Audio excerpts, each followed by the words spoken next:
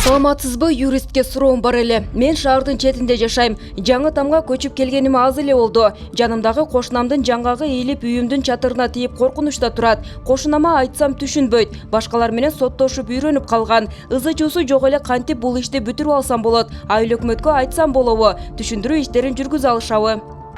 Албетте айыл өкмөткө кайрылсаңыз болот. Себеби дегенде бул ошол сиз жашаган айылдын бийлиги жергиликтүү өз алдынча башкаруу бийлиги болуп саналат.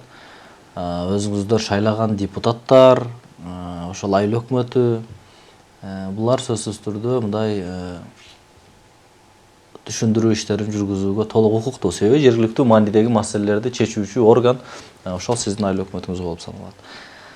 Андан сырткары ошол айыл өкмөттүн алдында аксакалдар соту деген мындай сотко чейинки орган бар.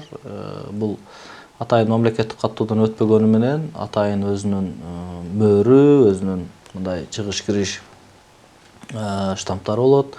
Булар атайын мындай чыгарган чечимдери юридикалык күчкө ээ болот. Анын негизинде аткаруу барактары жазылат. Аксакалдар соту эмнени карайт? Аксакалдар соту ошол айылдын ичиндеги келишпестиктерди, майда талаш тартыштарды, сиздикиндей учурларды мындай сотко чейин сотко жеткирбей эле ошол райондук сотко же милицияга барып олтурбай ошол айыл ичиндеги майда чүйдө маселелердин баарысын ошол аксакалдар соту чечип, алардын чыгарылган чечими мындай мыйзамдуу юридикалык күчкө ээ болот. Сиз айыл өкмөткө кайрылыңыз.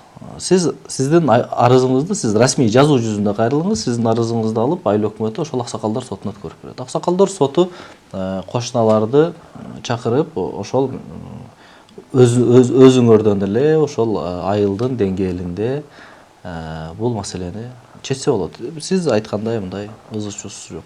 Эгер таптакыр мындай маселени чечүүгө мүмкүн болбой жатса, аксакалдар сотуна ишти кароого макулдук бербесе, ошол сиз айтып жаткан кошунаңыз, анда бул ишти сөзсүз түрдө райондук сотко арыз берүүгө мажбур болосуз. Себеби дегенде сиздин ошол өсүмдүк, ошол жаңак сиздин тамыңыздын чатырына демек түшүп турган болсо, ал көлөкөсүн оордугун тийгизип, мындай ошол чатырдын сынып кетүү бир коркунучтарын пайда кылып жаткан болсо, анда сөзсүз түрдө бул сот мындай жагдайды жоет. Кантип жоет? Ошол чатыр, ошол тиги жаңгак кыркылсын.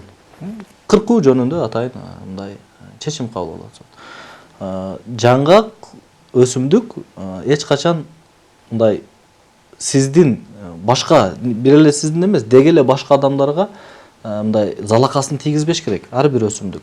Алсак ошол эле сиздин учуруңуздай мындай тамдын чатырына тийип сынуу коркунучун жаратса, же болбосо ошол сиздин эшигиңиздин алдында өсүп турган өсүмдүктөрдүн өсүүсүнө ыңгайсыздык жаратып, көлөкөсүн түшүрүп турган болсо дагы, бул дагы демек мындай ыңгайсыздыктарды жоюу жөнүндө ошол сот ишти карап туруп, ал даракты демек жаңгакты кыйып салуу жөнүндө чечим кабыл алып берет.